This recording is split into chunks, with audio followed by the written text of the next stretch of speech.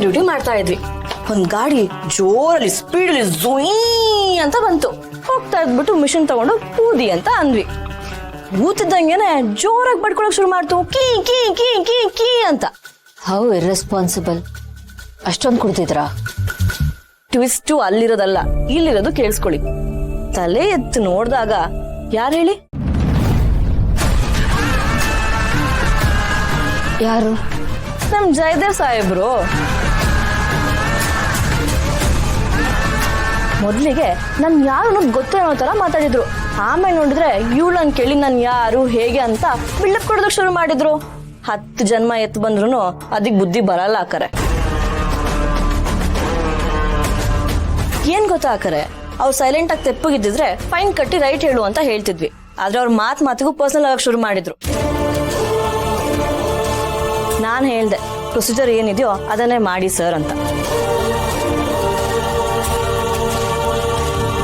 ಅದಕ್ಕೆ inspector sir ಹೇಳಿದ್ರು, ನಾವ್ ಎಲ್ಲಾ ಕ್ಯಾಮ್ರಾನು ಆನ್ ಮಾಡಿಟ್ಟಿದ್ವಿ, ಅವ್ರು ಮಾತಾಡಿರೋದೆಲ್ಲ ರೆಕಾರ್ಡ್ ಆಗಿದೆ, 4 ಸೆಕ್ಷನ್ ಹಾಕ್ಬೋದು ಅಂತ.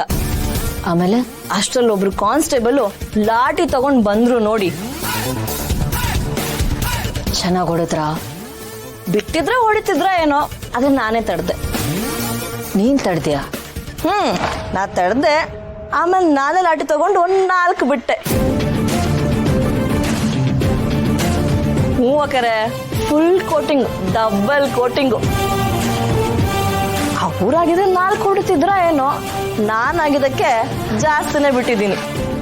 ಮಲ್ಲಿ ಅಕ್ಕರೆ ಮತ್ತಿನ್ನೇನು, ಇಷ್ಟ ನಮಗೆ ಕ್ವಾಟ್ಲೆ ಕೊಟ್ಟಿಲ್ವಾ? ಅದಕ್ಕೆ ಕಾನೂನು ಮುಂದೆ ನಿಂತಾಗ ಅದನ್ನು ಸ್ವಲ್ಪ ರುಚಿ ನೋಡ್ಲಿ ಅಂತ 4 ಬಿಟ್ಟೆ. ಹಂಗೆ ಪದರ್ಗುಟ್ಟು ಹೋಗ್ಬಿಟ್ರು. ನೀವು ಲೈವ್ ಅಲ್ಲಿ ನೋಡ್ಬೇಕಿತ್ತು, ಸಕ್ಕತ್ತಾಗಿ ಎಂಜಾಯ್ ಮಾಡ್ತಾ ಇದ್ರಿ. ಆಮೇಲೆ ಏನಾಯ್ತು? ಹಾರಾಡಿ ತಪ್ಪಿಗೆ ಸ್ಟೇಷನ್ಗೆ ಕರ್ಕೊಂಡು ಹೋದ್ವಿ. ಇಡೀ ರಾತ್ರಿ ಅಲ್ಲೇ ಬಿದ್ದಿದ್ರು. ಅವ್ರ ಮುಖ ನೋಡ್ಬೇಕಾಗಿತ್ತು.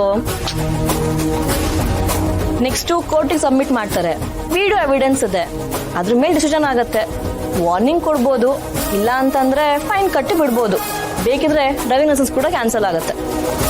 ಖಡಕ್ ಆಫೀಸರ್ ಆಗ್ಬಿಟ್ಟಿದ್ದೇನೆ. ಅಕ್ಕರೆ ಎಲ್ಲ ಟೈಮು. ರೋಗಿ ಬಯಸಿದ್ದು ಹಾಲು ಅನ್ನ, ವೈದ್ಯ ಹೇಳಿದ್ದು ಹಾಲು ಅನ್ನ. ನನಗೊಂದು ಅವಕಾಶ ಬೇಕಾಗಿತ್ತು, ಸಿಕ್ತು. ಹಾಕೊಂಡ್ ಚೆನ್ನಾಗಿ ರೂಪ್ದೆ. ಪೊಲೀಸ್ ಆದ್ಮೇಲೆ ನೀನು ಅನ್ನೋದು ಸಣ್ಣ ಟ್ರೇಲರ್ ತೋರಿಸಿದ್ದೀನಿ. ಪಿಕ್ಚರ್ ಇನ್ನು ಬಾಕಿ ಇದೆ. ಅದನ್ನ ಪಾರ್ಟ್ 1 ಪಾರ್ಟ್ 2 ಅಂತ ಇನ್ಸ್ಟಾಲ್ಮೆಂಟ್ ಅಲ್ಲಿ ತೋರಿಸ್ತಾ ಇರ್ತೀನಿ. ನೋಡಿ ಸರ್. ಎಷ್ಟದು? 200 ರೂಪಾಯಿ ಕೆಜಿ ಸರ್. ಎಷ್ಟು? 200 ರೂಪಾಯಿ ಕೆಜಿ. ಅರ್ಧ ಕೆಜಿ 100 ರೂಪಾಯಿ ಕೊಡ್ತೀನಿ. ಆಯ್ತು ಸರ್ ತಗೊಳ್ಳಿ. ಒಂದ್ ನಿಮಿಷ. ಲೆಕ್ಕಾಚಾರ ಮರ್ತೋಗಿದ್ಯಾ ನಿಮ್ಗೆ? ಎಷ್ಟು ಹೇಳಿದ್ರು ಅವರು? 200 ರೂಪಾಯಿ ಕೆಜಿ ಇದೆ. ನೀವೆಷ್ಟು ಕೇಳಿದ್ರಿ? 100 ರೂಪಾಯಿ ಅರ್ಧ ಕೆಜಿ. ಓ ಇಲ್ಲಪ್ಪ, 100 ರೂಪಾಯಿ ಎಲ್ಲ ಕೊಡಕ್ಕಾಗಲ್ಲ. ನಾನು 95 ಕೊಡ್ತೀನಿ. ಓಕೆನಾ? ಆಯ್ತು ತಗೊಳ್ಳಿ ಸರ್. ಇಷ್ಟೆಲ್ಲ ವ್ಯಾಪಾರ ಮಾಡಿದಾರಾ? ಹೌದಾ ಸರ್? ಹಾ ಕೊಡು. ಕೊಡೋಣ. ಎಷ್ಟಾಯ್ತು? ಇದು 30, ಇದು 40, 475 ರೂಪಾಯಿ ಸರ್. 475. ತೊಗೊಳ್ಳಿ. ಹತ್ರ ಚೇಂಜ್ ಇಲ್ಲ ಸರ್. 5 ರೂಪಾಯಿ ಇಲ್ಲ, 20 ರೂಪಾಯಿ ತಗೊಳ್ಳಿ. ಪರವಾಗಿಲ್ಲ, ಇಷ್ಟೊಂದು ಬಾರ್ಗೇನ್ ಮಾಡಿದ್ದೀನಿ. ಏನ್ ಪರವಾಗಿಲ್ಲ ಅಣ್ಣ, ನೀವು 5 ರೂಪಾಯಿ ಕೊಡಿ. ಹೌದು ಆಗಲ್ಲ. ಒಂದು ಕೆಲಸ ಮಾಡಿ, ಒಂದು 5 ರೂಪಾಯಿಗೆ ಇದು ಮೆಣಸಿನ್ಕಾಯಿ ಹಾಕ್ಬಿಡಿ. ಒಳ್ಳೆ ವ್ಯಾಪಾರ ಆಯ್ತಲ್ಲ ನಿಮ್ಗೆ. ಇಂಥ ಕಸ್ಟಮರ್ ಡೈಲಿ ಬಂದ್ಬಿಟ್ರೆ ಬಿಲ್ಡಿಂಗ್ಗೆ ಕಟ್ಕೊಂಡ್ಬಿಡ್ತೀರಾ ಅಲ್ವಾ?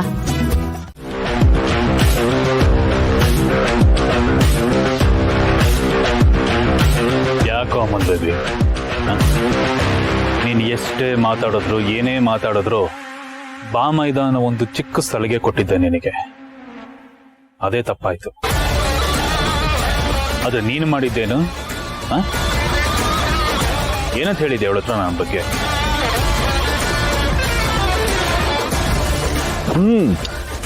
ನಿನ್ ತರ ಪುಂಖವಾಗಿ ಸುಳ್ಳು ಹೇಳೋದಕ್ಕೆ ಬರಲ್ವಲ್ಲ, ಅದಕ್ಕೆ ಇರೋದನ್ನ ಇದ್ದಾಗೆ ಹೇಳ್ದೆ. ಏನಂತ ಹೇಳಿದೆ? ಅಷ್ಟಕ್ಕೂ ನನ್ನ ಬಗ್ಗೆ ನಿನಗೇನೋ ಗೊತ್ತು. ಲೇ ಬಚ್ಚ, ಒಬ್ಬರ ಬಗ್ಗೆ ಮಾತಾಡಬೇಕು ಅಂದ್ರೆ ಅವ್ರ ಹಿಸ್ಟ್ರಿ ತಿಳ್ಕೊಂಡು ಮಾತಾಡಬೇಕು. ಇನ್ನು ಕುನ್ನಿ ನೀನು.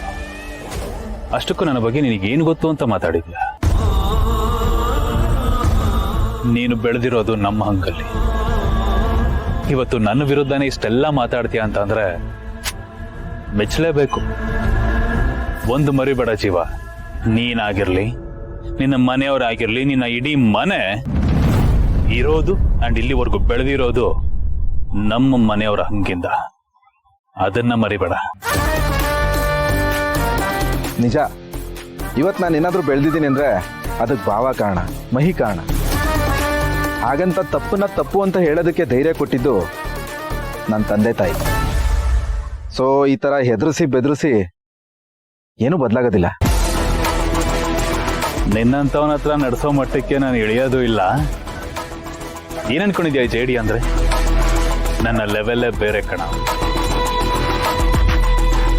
ಅಂಡ್ ನಿನ್ನ ಅದೃಷ್ಟ ಸಖತ್ತಾಗಿದೆ ಕಣ, ಸೂಪರ್. ಆ ಅದೃಷ್ಟದ ಹೆಸರೇನು ಗೊತ್ತಾ? ಮಹಿ.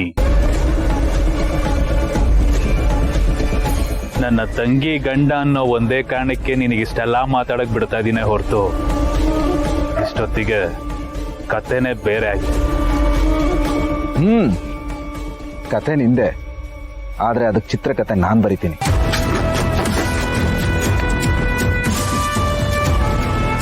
ನಿನ್ನ ಕತೆ ಚಿತ್ರಕತೆ ಏನೇ ಇದ್ರು ಈ ಜೇಡಿ ಮುಂದೆ ನಡೆಯಲ್ಲ ಬಿಡು.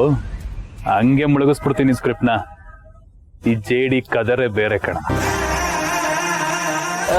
ಮೈ ಡಿಯರ್ ಹನಿ, ಇಷ್ಟೊತ್ತಿಗೆ ಆಲ್ರೆಡಿ ಇಬ್ರು ಪರಿಚಯನೂ ಆಗಿರುತ್ತೆ. ನೀನು ಅವಾಗಲೇ ನನ್ನ ಬಗ್ಗೆ ಏನೇನೋ ಹೇಳದಂತೆಲ್ಲಪ್ಪ, ಅದನ್ನ ಮತ್ತೆ ಕೇಳಬೇಕು, ರಿಪೀಟ್ ಮಾಡಲ್ ಕೇಳಬೇಕು ಅಂತ ತುಂಬಾನೇ ಆಸೆ ಪಡ್ತಾ ಇದ್ದಾಳೆ. ಅಯ್ಯೋ ಹಿಂಸೆ ಇಡ್ತಾ ಇದ್ದಾಳೆ. ಅದೇನು ಅಂತ ಒಂದು ಸ್ವಲ್ಪ ನನ್ನ ಮುಂದೆನೂ ಹೇಳ್ಬಿಡ ಅಮೂಲ್ ಬೇಬಿ. ಹೇಳಿದೆ, ಆದರೆ ಹೇಳಿದ್ದು ಅವಳು ಒಳ್ಳೇದಕ್ಕೆ.